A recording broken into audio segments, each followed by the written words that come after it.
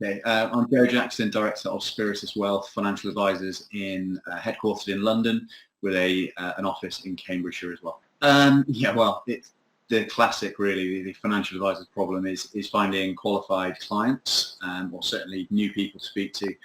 We set up our business right at the start of 2014, so we're about 6 years old. We moved from a bigger practice, took some clients with us, but we needed to grow a bit quicker than potentially we were already doing. We work with a small number of high net worth clients, and while they're happy to refer, they obviously only refer a certain amount of people per year. So it was nice. It was a plan of ours to have a bit of a new stream of people coming in to the business, and that's what we were struggling with. Setting up seminars and introducers arrangements weren't particularly productive for us.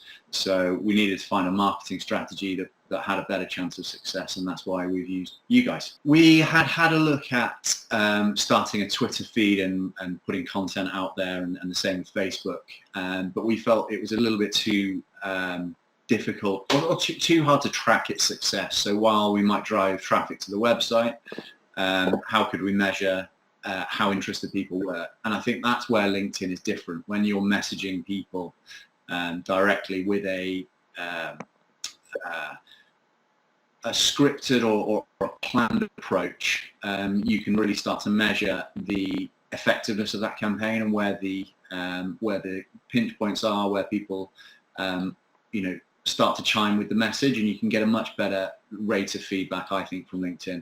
And clearly it's an enormous database of people, and you can see quite a lot about them, whereas just traffic hitting a website I didn't think was very useful at all. So we've done a couple of campaigns. I think the hardest thing that you said to me right at the start was you need to be as specific as possible, and saying that to a financial advisor is the hardest thing, because we're trying to appeal to everyone. By doing that, or by building a campaign around that, you get a lot of different people expressing interest. You get quite a lot of people trying to sell to you, and trying to filter out the decent prospects, the interested prospects from the others started to take a bit of time. So once I'd listened to your advice and we got really specific, then we've had some interesting results, and it's really paid for itself. Brilliant. And I mean, one of your sort of focuses was always on the sort of the high net worth and the ultra high net worth as part of your business. As you said, you're quite choosy about your clients and who you want to take on. And how did the campaign go with sort of attracting and getting the right kind of communication with those type of people? It was the one thing I was quite worried about at the start, because as you say, we're quite choosy, and the people that we do want to work with, I was concerned wouldn't really engage with someone who'd made an approach via LinkedIn. But actually the opposite was true. We've seen some really good prospects. We've seen some less good prospects. But I think as soon as we targeted our message further to a point where I was like, no one's going to reply to this, we actually got the right people in front of us, and we've had some really good phone calls. I think because we were targeting a very small niche of people, our hit rate, if you like, is lower, but actually the quality of those is much, much higher. So when we had a broad mandate, we got loads and loads of interest, but very, very little traction with the right people. And as soon as we moved it down, we got fewer hits, but they were all of much better quality, and actually we've done business off the back of it. We charge initially for the advice given, and we charge an ongoing fee. So we've had we've completed £15,000 worth of initial business with sort of 13,000 ongoing, and we've got another 3 or 4 of those around. So depending on me and depending on how the market goes, potentially we could have done £100,000 worth of business in a 12-month period, or just under. So 100,000, and that's sort of initial fees mainly, and obviously then there's a trail income off the back of that as well, is there? Exactly, yeah. Wow. Okay. Excellent. So those are pretty good numbers overall over a 12-month period, isn't it? Yeah. Very happy indeed. Just listen to Paul. He sounds like an Irish leprechaun, but he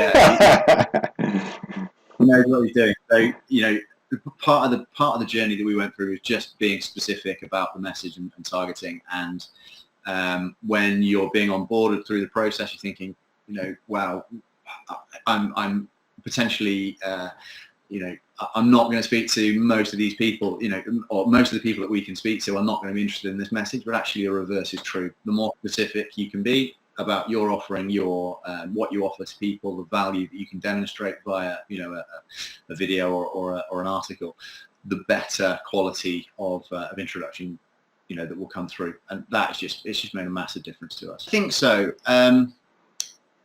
Demonstrating value before you're asking for anything, I think, is obviously the key to making the campaign work. And as important it is to have a decent article or a decent video, it almost ticks the box. What you're actually doing is you're demonstrating value to someone, a prospect that you think you can help. By demonstrating the value, you tick the box. They don't really talk to you about your article once you're on the phone to them. It's just a way of getting through to them and demonstrating that you're an expert in a field that they need help with. So it needs to be done properly and professionally and put some effort in. But actually, will a better one generate more leads? No, it's just ticking that box in their mind that you're an expert and that you can help. Yeah, so I think I had about 600 connections when we first started working together. We're now at just under 4,000, I think. Yeah. So all of those people have accepted. I'll be in their search. Quite a lot of the people that we initially spoke to said, "This is really interesting." Not quite at the moment, so let's pick it up again. And of course, when you track those, that should lead to some more business later on. I think the barriers to people doing business with you is generally either it's completely irrelevant to them, but Paul's process filters those out, tries to as much as possible, or it's just not the right time. For people who it's the right message at the right time, then that's where you do your business clearly. But managing that back catalogue, if you like, of old connections is really important, and that's where you can generate some serious revenue. Yeah, absolutely. I've introduced Paul to a friend already. It's not a magic bullet. It's only as good as the effort that you're willing to put in. But the client management system, the Airtable stuff, the emails you get through, it just keeps you on top of things. So yes, it's a really, really good system for people who are, let's say, disinterested in making their own introductions and connections on LinkedIn. It's a really, really good tool. Excellent. Listen, thanks, Joe. Thanks very much for your time. I really appreciate it today, and best of luck with the growth of the business. Thanks, Paul. Thank you.